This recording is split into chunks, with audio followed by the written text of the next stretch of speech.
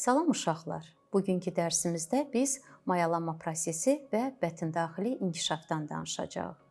Bilirik ki, mayalanma cinsiyyət hüceyrələrinin, spermatozoidin və yumurta hüceyrənin birləşməsi prosesidir və yeni bir orqanizmin inkişafına başlanğıc verir. Mayalanma zamanı mayalanmış yumurta hüceyrə ziqot adlanır, sonra ziqot mitoz yolla bölünərək çoxhüceyrəli rüşeymə başlanğıc verir.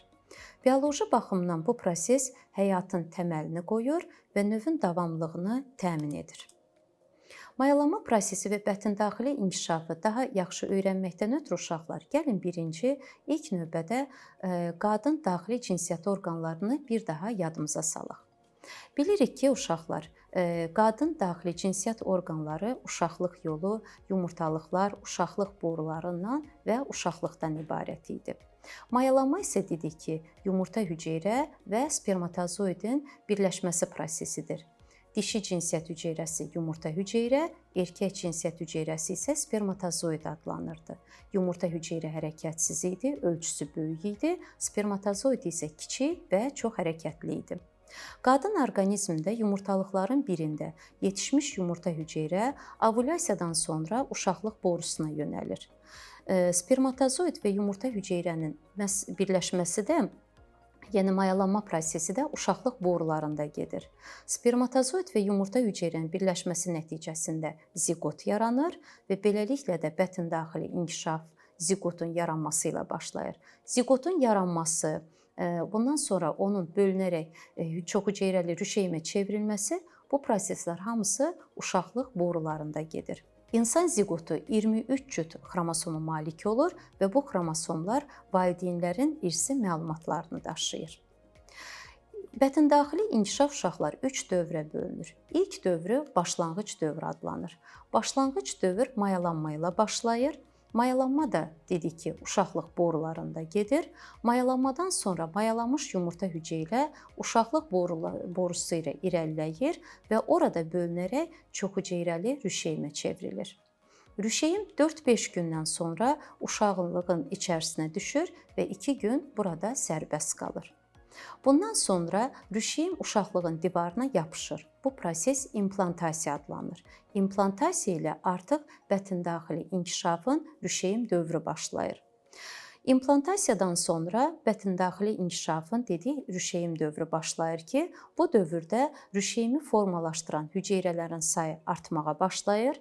Rüşeymin hüceyrələrinin bir qismindən qişalar formalaşır. Xarici qişası xovlu, həm də qan kapillyarları ilə zəngin olur. Qida maddələri və oksigen bu xovlardan qan kapillyarlarından rüşeymə keçir.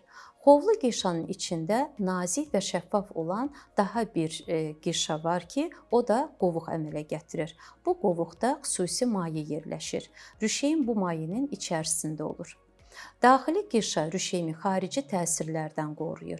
Rüşeym mərhələsində gələcək orqanizmin orqan və orqanlar sisteminə başlanğıc verən qatlar formalaşır. Bundan sonra 3-cü mərhələ isə döl dövrüdür. Bətndaxili inkişafın 2-ci ayının sonunda başlayır. Bu dövrün başlanğıcında rüşeymin uşaqlığa birləşdirən xarici qişanın xovları daha da inkişaf edərək uşaqlığın silikli qişasına daxil olur və cift, plasenta əmələ gəlir. Demək ki, döl dövrü ciftin, plasentanın əmələ gəlməsi ilə başlayır.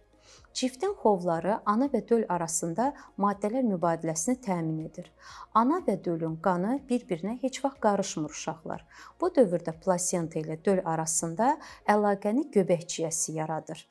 Göbək ciyəsi vasitəsilə döl oksigen və qida maddələri ilə təmin olunur.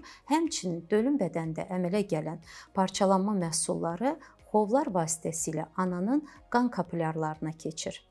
Döl qişaları isə dölün xarici təsirlərdən qoruyur.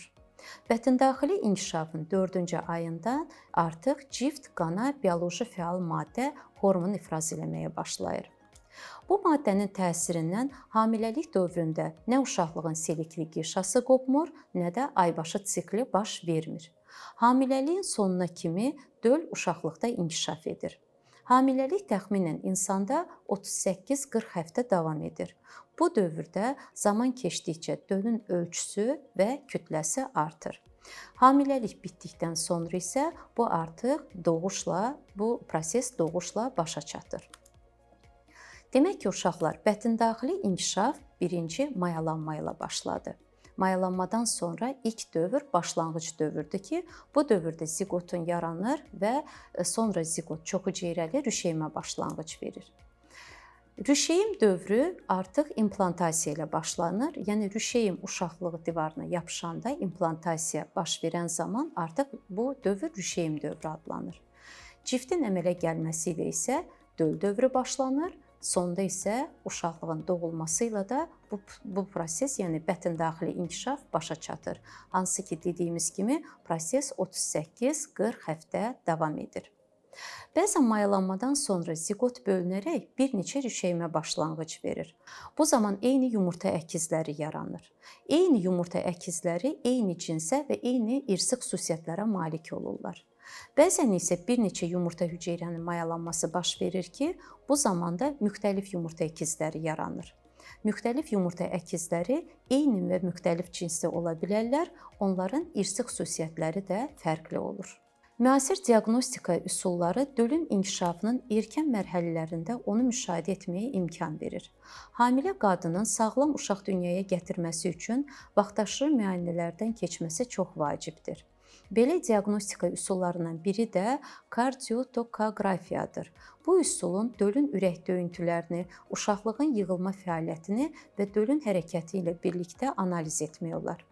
Tədqiqat 30 dəqiqə ərzində hamilə qadına oturaq və yanı üstə uzanılmış vəziyyətdə aparılır. Dölün ürək döyüntülərini eşitmək üçün ilk ultrasəs məkan sensoru qarın hissəsinə, ikinci isə uşaqlığın yığılmasını qeyd etmək üçün uşaqlığın aşağı hissəsinə yerləşdirilir.